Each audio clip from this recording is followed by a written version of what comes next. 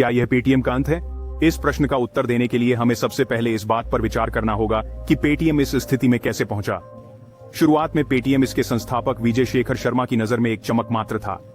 20वीं सदी में लॉन्च किया गया इसका जन्म भारत के लेन देन के तरीके में क्रांतिकारी बदलाव लाने के दृष्टिकोण से हुआ था। एक साधारण स्टार्टअप से डिजिटल भुगतान उद्योग में दिग्गज बनने तक का सफर उल्लेखनीय से कम नहीं है। शुरुआती वर्षों में पेटीएम को कई चुनौतियों का सामना करना पड़ा। डिजिटल लेन देन के आदि उपभोक्ताओं के संदेह से जूझना पड़ा। हालांकि उपयोगकर्ता अनुभव और नवीन समाधानों पर निरंतर ध्यान देने से इसने लोकप्रियता हासिल करना शुरू कर दिया।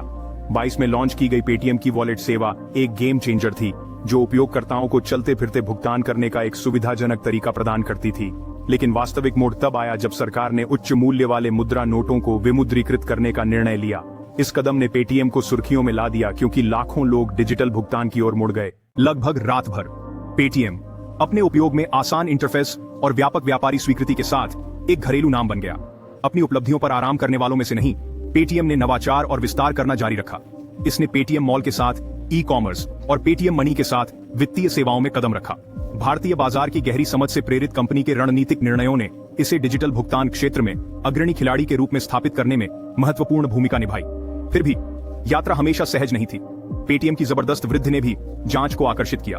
डेटा गोपनीयता संबंधी चिंताओं से लेकर नियामक बाधाओं तक इसमें कुछ मुद्दे थे, लेकिन हर बार पेटीएम चुनौतियों से पार पाने के लिए खुद को ढालते हुए और विकसित होते हुए मजबूत होकर उभरा। वर्ष में कंपनी की प्रारंभिक सार्वजनिक पेशकश एक महत्वपूर्ण मील का पत्थर साबित हुई। $20 अरब से अधिक मूल्य का यह भारत का अब तक का सबसे बड़ा आईपीओ था, जो देश की बढ़ती डिजिटल अर्थव्यवस्था का प्रतीक है। पेटीएम की सफलता अभूतपूर्व थी, लेकिन यह चुनौतियों से अछूता नहीं था। जैसे जैसे हम कहानी में गहराई से उतरते हैं, हम आगे आने वाली पत्थरीली राह, परीक्षण और कठिनाइयों और उस लचीलेपन को उजागर करेंगे जो पेटीएम को परिभाषित करता है। लेकिन अभी के लिए आइए इस डिजिटल दिग्गज के उदय और चमक की सराहना करें, जो नवाचार की शक्ति और उद्यमिता की भावना का प्रमाण है। पेटीएम की यात्रा हमेशा आसान नहीं रही। इसे काफी उथल पुथल का सामना करना पड़ा। डिजिटल भुगतान की दिग्गज कंपनी बनने का मार्ग कई चुनौतियों और विवादों से भरा था, जिसने हर मोड़ पर कंपनी के लचीलेपन और अनुकूलन क्षमता का परीक्षण किया। पेटीएम को जिन शुरुआती परीक्षणों का सामना करना पड़ा, उनमें से एक डेटा लीक का आरोप था। यह दावा किया गया था कि लाखों उपयोगकर्ताओं की व्यक्तिगत जानकारी से समझौता किया गया था, जिससे प्लेटफॉर्म के सुरक्षा उपायों के बारे में चिंताएं बढ़ गईं। इस घटना ने पेटीएम को सार्वजनिक और नियामक जांच के दायरे में ला दिया, जिससे इसकी प्रतिष्ठा पर असर पड़ा। लेकिन वह तो बस हिमशैल का सिरा था। एक और बड़ी बाधा जिसे पेटीएम को पार करना था, वह थी डिजिटल नीतियों का लगातार विकसित होता परिदृश्य। सरकार द्वारा डेटा सुरक्षा और निष्पक्ष व्यावसायिक प्रथाओं को सुनिश्चित करने के लिए नए नियम लागू करने के साथ पेटीएम ने खुद को अनुपालन में बने रहने के लिए अपने संचालन को लगातार समायोजित करते हुए पाया। यह एक संतुलनकारी कार्य था और कई बार बदलते ज्वार के साथ तालमेल बिठाने का संघर्ष भी था। फिर साल के आखिर में नोटबंदी आई। अचानक रुपये की निकासी, भारत सरकार द्वारा प्रचलन से बाहर किए गए नोट पेटीएम के लिए एक ऐतिहासिक क्षण था। यह दो धारी तलवार थी। एक ओर इससे डिजिटल लेन देन में वृद्धि हुई, जिससे पेटीएम डिजिटल भुगतान क्षेत्र में सबसे आगे आ गया। दूसरी ओर यह अपने साथ चुनौतियों का एक नया सेट भी लेकर आया, जिसमें धोखाधड़ी वाले लेन देन में वृद्धि और उपयोगकर्ता ट्रैफिक में अचानक वृद्धि शामिल है, जिसने प्लेटफॉर्म की क्षमता को उसकी सीमा तक परखा। ये घटनाएं प्रत्येक अपने आप में महत्वपूर्ण हैं। पेटीएम के प्रक्षेप पथ को गहन तरीकों से आकार दिया। उन्होंने कंपनी को नव प्रवर्तन, सुधार और विकास के लिए प्रेरित किया। उन्होंने इसके संकल्प, इसकी दृढ़ता, तूफान का सामना करने की इसकी क्षमता का परीक्षण किया। इन बाधाओं के बावजूद पेटीएम चालू रहने में कामयाब रहा, लेकिन हाल ही में इसे एक ऐसे तूफान का सामना करना पड़ा जो इसकी नींव को हिला रहा है। परेशानी तब शुरू हुई जब भारतीय रिजर्व बैंक ने पेटीएम पेमेंट्स बैंक पर प्रतिबंध लगा दिया। इस घोषणा ने पूरे वित्तीय जगत को स्तब्ध कर दिया, जिससे डिजिटल भुगतान की दिग्गज कंपनी पर काली छाया पड़ गई। लेकिन इस कठोर कदम के कारण क्या हुआ? भारतीय रिजर्व बैंक या आरबीआई ने प्रतिबंध के कारण के रूप में कई नियामक गैर अनुपालन का हवाला दिया। इनमें नो योर कस्टमर या केवाईसी मानदंडों और एंटी मनी लॉन्ड्रिंग प्रक्रियाओं से संबंधित उल्लंघन शामिल थे। सरल शब्दों में आरबीआई को लगा कि पेटीएम अपने ग्राहकों की पहचान सत्यापित करने और अवैध गतिविधियां। इस प्रतिबंध के प्रभाव तत्काल और दूरगामी थे। पेटीएम पेमेंट्स बैंक, जिसमें लोकप्रिय पेटीएम वॉलेट है, को नए ग्राहक लेने से प्रतिबंधित कर दिया गया था। इसका मतलब इसके ग्राहक आधार की वृद्धि में रुकावट और राजस्व की संभावित हानि थी। लेकिन पेटीएम के शेयर पर असर और भी नाटकीय था। प्रतिबंध की खबर से कंपनी के शेयरों में गिरावट आ गई। घोषणा के बाद 11 कारोबारी दिनों में पेटीएम के मूल्य में गिरावट आई और इसके मूल्य का लगभग 57% कम हो गया। यह लगभग 27,000 करोड़ रुपए का चौंका देने वाला नुकसान है। इस भारी गिरावट ने चिंताएं बढ़ा दी हैं और बाजार में हलचल मच गई है। निवेशक जो कभी पेटीएम को डिजिटल भुगतान क्षेत्र में एक आशाजनक दांव के रूप में देखते थे, उन्होंने उनके निर्णयों पर सवाल उठाना शुरू कर दिया। बाजार में पेटीएम के प्रति जो भरोसा था वह कम होता दिख रहा है और उसकी जगह अनिश्चितता और आशंका ने ले ली है। प्रतिबंध ने नियामक के बारे में भी बड़े सवाल खड़े कर दिए। भारत में पर्यावरण, इसका अन्य फिनटेक कंपनियों पर क्या प्रभाव पड़ेगा? क्या उन्हें भी इसी तरह की जांच का सामना करना पड़ेगा? और यह भारत के डिजिटल अर्थव्यवस्था बनने के दृष्टिकोण को कैसे प्रभावित करता है? यह घटना पेटीएम के लिए एक बड़ा झटका है, जिससे इसके भविष्य के बारे में सवाल उठने लगे हैं। इस प्रतिबंध के मद्देनजर पेटीएम खुद को एक चौराहे पर पाता है, विश्वास हासिल करने और आगे की दिशा तय करने के काम से जूझ रहा है। केवल समय ही बताएगा कि यह गाथा कैसे सामने आती है। प्रतिबंध ने पेटीएम को संकट में डाल दिया है, इसका भविष्य पर क्या असर पड़ेगा? भारतीय रिजर्व बैंक के प्रतिबंध के बाद पेटीएम को अनिश्चितता की स्थिति में छोड़ दिया गया है। प्रतिबंध ने निश्चित रूप से इस वित्तीय दिग्गज की जड़ें हिला दी हैं, जिससे इसके बाजार मूल्य में उल्लेखनीय गिरावट आई है।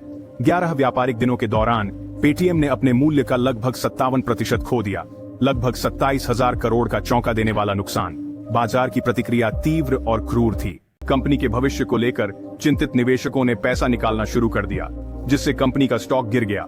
ब्रांड पर जनता का भरोसा, जो कभी अटूट था, भी हिल गया है। उपभोक्ता अपने धन की सुरक्षा और एक विश्वसनीय वित्तीय सेवा प्रदाता के रूप में मंच की व्यवहार्यता पर सवाल उठा रहे हैं। उद्योग की ओर बढ़ते हुए इस प्रतिबंध ने फिनटेक क्षेत्र को सदमे में डाल दिया है। कई उद्योग के अंदरूनी सूत्र इसे एक चेतावनी के रूप में देखते हैं, जो सख्त नियमों और मजबूत अनुपालन तंत्र की आवश्यकता का संकेत देता है। फिनटेक उद्योग, जिसे कभी एक अजेय शक्ति के रूप में देखा जाता था, अब नियामक जांच की वास्तविकता से जूझ रहा है।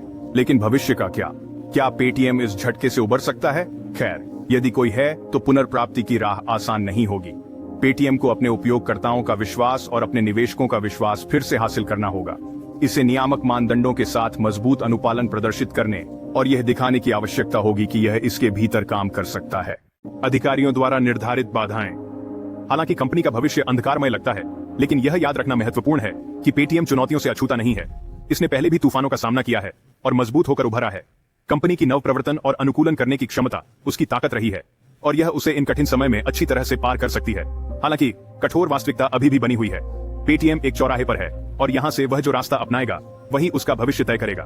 यह फिनटेक दिग्गज के लिए परीक्षण का समय है, एक ऐसा समय जो उद्योग में इसके अस्तित्व और अपने ग्राहकों के साथ इसके संबंधों को फिर से परिभाषित कर सकता है। पेटीएम का भविष्य अनिश्चित लगता है, लेकिन क्या यह सचमुच पेटीएम का अंत है? खैर, यह कहना कठिन है। आइए उन कारकों पर गौर करें जो संभावित रूप से पेटीएम के पतन का कारण बन सकते हैं और इसके पुनर्प्राप्ति की संभावनाओं के विरुद्ध उनका मूल्यांकन करें। पैमाने के एक तरफ हमारे पास कंपनी की कमजोरियां हैं। सबसे पहले और सबसे महत्वपूर्ण बात यह है कि आरबीआई के प्रतिबंध ने पेटीएम के परिचालन को गंभीर झटका दिया है। कार्रवाई। पेटीएम पेमेंट्स बैंक, जिसमें पेटीएम वॉलेट भी है, पर प्रतिबंध ने कंपनी के वित्तीय भविष्य पर एक लंबी छाया डाल दी है। ये विशेष रूप से चिंताजनक है क्योंकि समस्या शुरू होने के बाद से पिछले 11 कारोबारी दिनों में पेटीएम को लगभग 27,000 करोड़ पाउंड या इसके मूल्य का 57% का नुकसान हुआ है। इसके अलावा डिजिटल भुगतान क्षेत्र में बढ़ती प्रतिस्पर्धा पेटीएम की बाजार हिस्सेदारी को और कम कर सकती है। गूगल पे और फोन पे जैसे खिलाड़ियों द्वारा समान सेवाओं की पेशकश के साथ पेटीएम का अद्वितीय विक्रय प्रस्ताव खतरे में है। पैमाने के दूसरी तरफ हमारे पास कंपनी की ताकतें और अवसर हैं। वर्षों के संचालन से निर्मित पेटीएम का व्यापक उपयोगकर्ता आधार एक महत्वपूर्ण संपत्ति है। उपयोगकर्ताओं के इस विशाल नेटवर्क का संभावित रूप से नए राजस्व प्रवाह को चलाने के लिए लाभ उठाया जा सकता है। इसके अलावा ई कॉमर्स और धन प्रबंधन जैसे क्षेत्रों में कंपनी के विविधीकरण से डिजिटल भुगतान क्षेत्र में घाटे से बचने में मदद मिल सकती है। पेटीएम का भविष्य वित्त डिजिटल है और पेटीएम की पेशकशों की विस्तृत श्रृंखला इस प्रवृत्ति को भुनाने के लिए अच्छी स्थिति में है। लेकिन आइए धमकियों को न भूलें। कंपनी की वित्तीय सेहत खतरे में है और उसे नियामक चुनौतियों का सामना करना पड़ रहा है। साथ ही डिजिटल भुगतान परिदृश्य तेजी से विकसित हो रहा है और पेटीएम को प्रासंगिक बने रहने के लिए लगातार कुछ नया करने की जरूरत है। चीजों की भव्य योजना में ये कारकों का एक नाजुक संतुलन है। कंपनी का भविष्य इस उतार चढ़ाव भरे पानी से निपटने, अपनी कमजोरियों को ताकत में बदलने और अपने रास्ते में आने वाले अवसरों का लाभ उठाने की क्षमता पर निर्भर करता है। यह तो समय ही बताएगा कि क्या यह पेटीएम का अंत है, लेकिन एक बात तय है, आगे का सफर आसान नहीं होने वाला है।